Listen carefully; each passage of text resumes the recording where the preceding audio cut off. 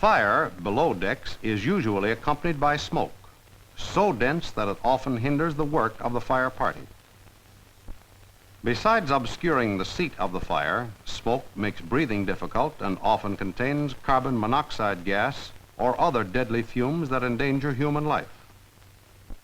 Fire also uses up oxygen, and in a confined space, the limited supply of oxygen is consumed so rapidly that breathing is soon made difficult, often impossible.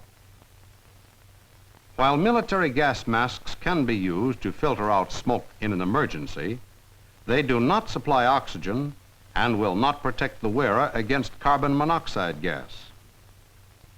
Special breather apparatus is provided for firefighting purposes and should always be used in entering a smoke-filled compartment or any other space below decks where the oxygen content of the air may have been reduced or the air contaminated. This apparatus makes it possible to breathe in any atmosphere with complete safety. For it not only protects the wearer against smoke and noxious fumes, but also provides a supply of oxygen that makes the wearer independent of the surrounding atmosphere. 3 types of breather apparatus are provided: Type A, Type A1, and the patrol type.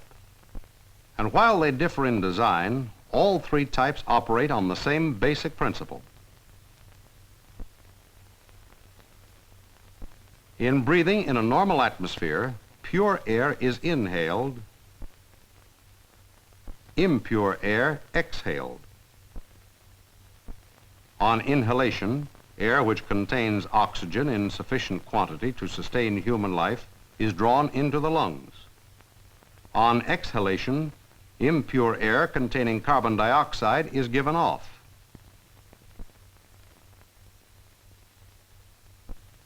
The action of the rescue breather is opposite to that of the human body. The apparatus absorbs carbon dioxide and liberates oxygen. For that reason, a given quantity of air sealed into the system can be breathed over and over again, making the wearer independent of the outside atmosphere. The heart of the apparatus is a canister that contains a special chemical. As the impure air passes through the canister, the chemical purifies the air by absorbing carbon dioxide and at the same time generates a fresh supply of oxygen. The purified air and oxygen then passes to the breathing bags where it is cooled and stored. In this manner, a given quantity of air sealed in the apparatus can be breathed and rebreathed until the chemical in the canister is used up. An airtight facepiece seals off the nose and mouth from the surrounding atmosphere. The facepiece is connected to the body of the apparatus by 2 rubber tubes, the inhalation tube and the exhalation tube. The flow of air through the tubes is controlled by check valves actuated by the breath.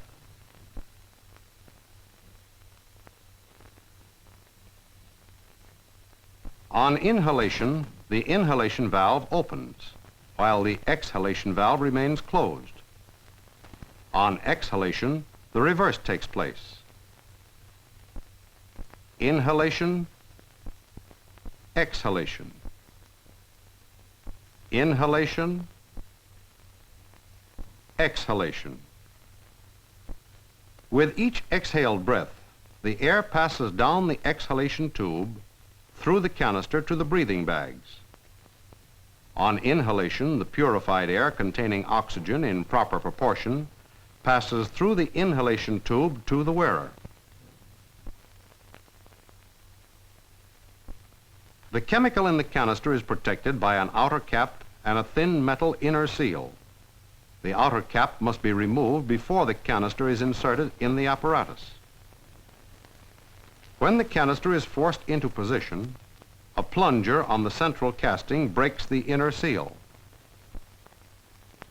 The canister is held in place by a latch.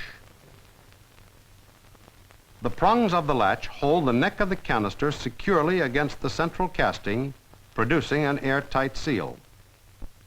A guard protects the canister against damage and prevents it from coming into contact with the body.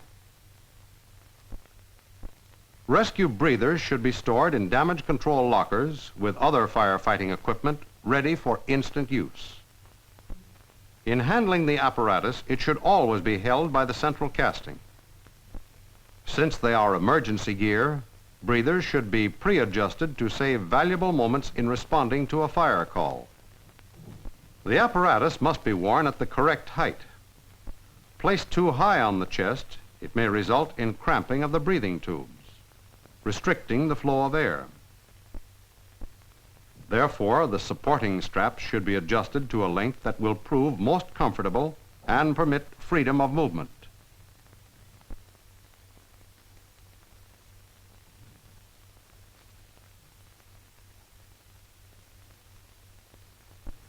Properly adjusted, the head can be moved in any direction without constricting the flow of air through the tubes.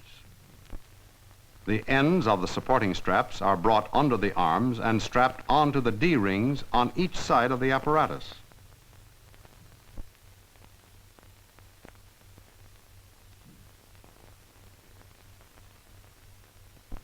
A waist strap is provided to keep the apparatus snugly in place.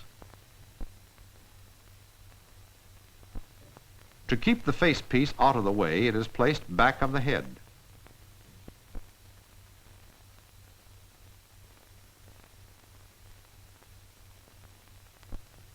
The outer cap is removed from the canister.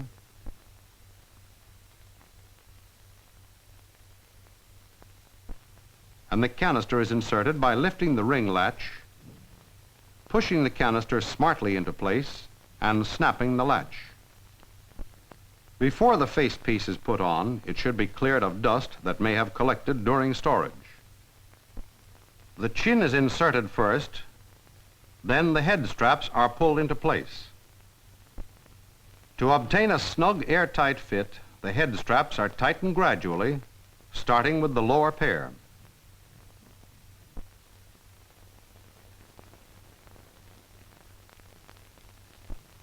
To make sure the facepiece is airtight, the tubes are pinched off and a deep breath taken. If the fit is airtight, the facepiece will collapse.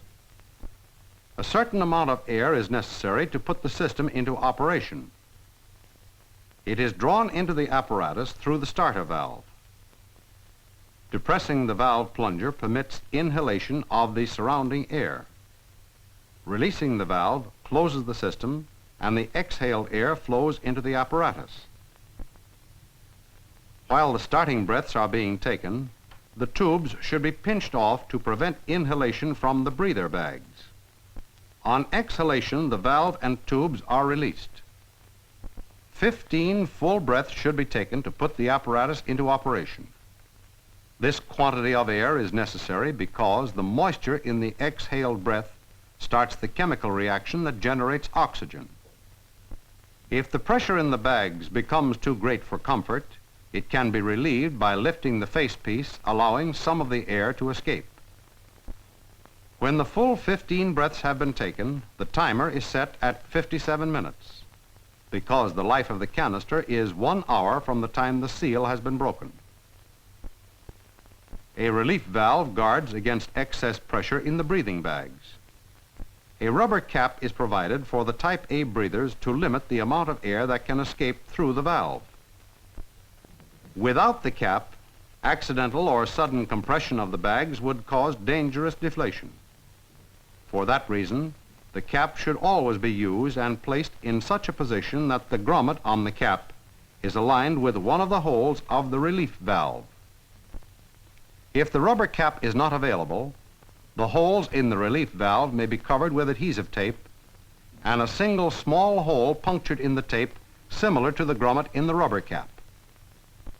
With the rubber cap properly seated, accidental compression of the bags will not cause them to collapse. Properly adjusted and stowed, the breather can be slipped on quickly and easily, with one supporting strap hooked in place. The other supporting strap is then fastened, and the waist strap drawn up snugly. In responding to a fire call, the facepiece is worn back of the head to keep it out of the way.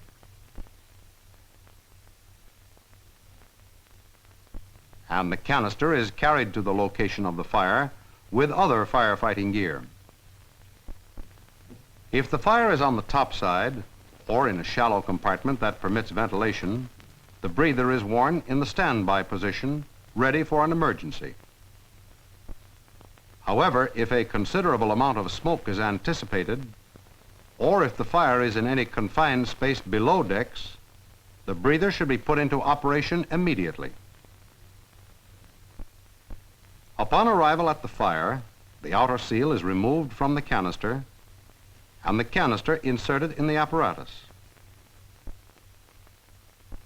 The facepiece is then put on and adjusted to an airtight fit.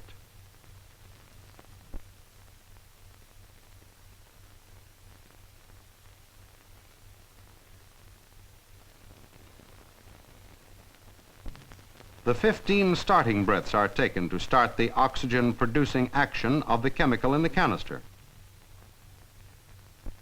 While the starting breaths can be taken below decks or in the immediate vicinity of a fire, the atmosphere in which they are taken should be free from smoke.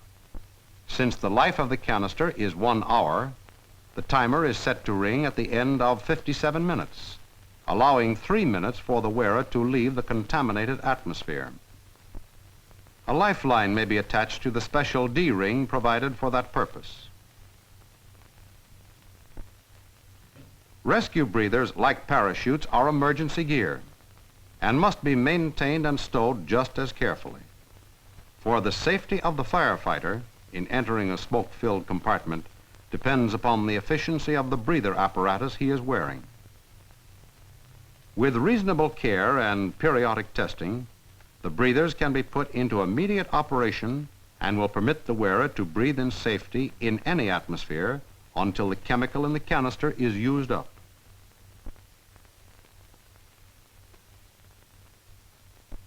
At the end of 57 minutes, the timer bell warns the wearer to leave the contaminated atmosphere.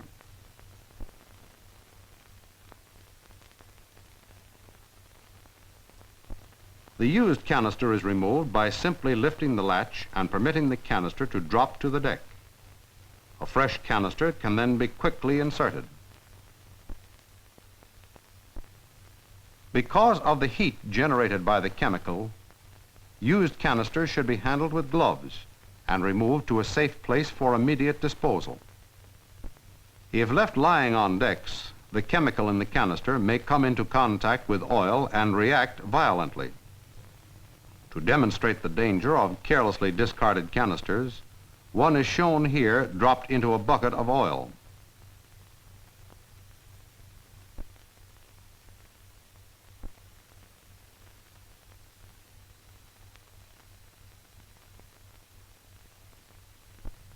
The patrol-type rescue breather, while different in design and construction, operates on the same basic principle as the Type A.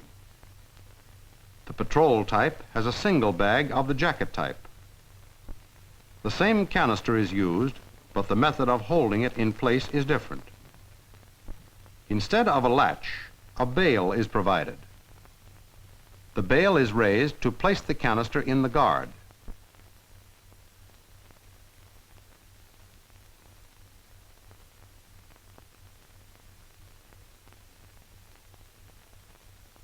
Then the hand wheel is turned in a clockwise direction. The advantage of this arrangement is that the canister can be stowed or carried in a standby position in the apparatus without puncturing the inner seal of the canister.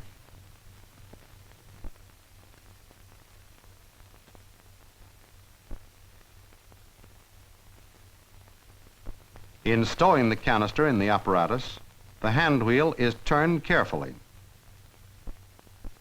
A stop on the guard prevents the canister from reaching the plunger. Care should be taken, however, against forcing the canister too tightly against the stop. To put the apparatus into operation, the hand wheel is loosened by a few turns counterclockwise.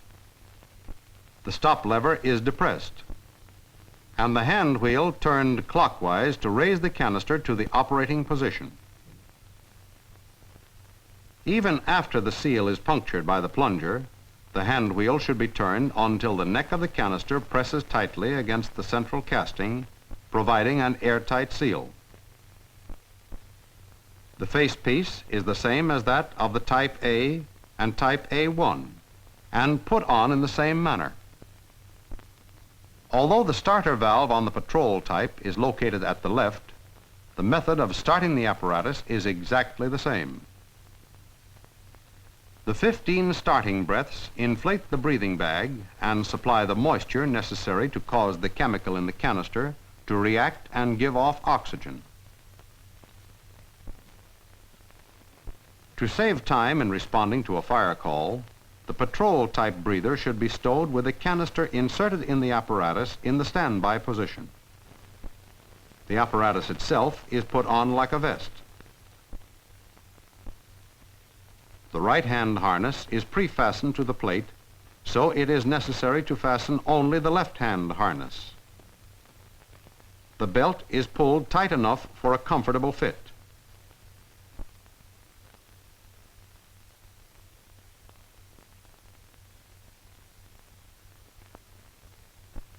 The facepiece is placed back of the head. With the apparatus in the standby position, the wearer may work freely and comfortably, yet ready at an instant's notice to put the breather into immediate operation.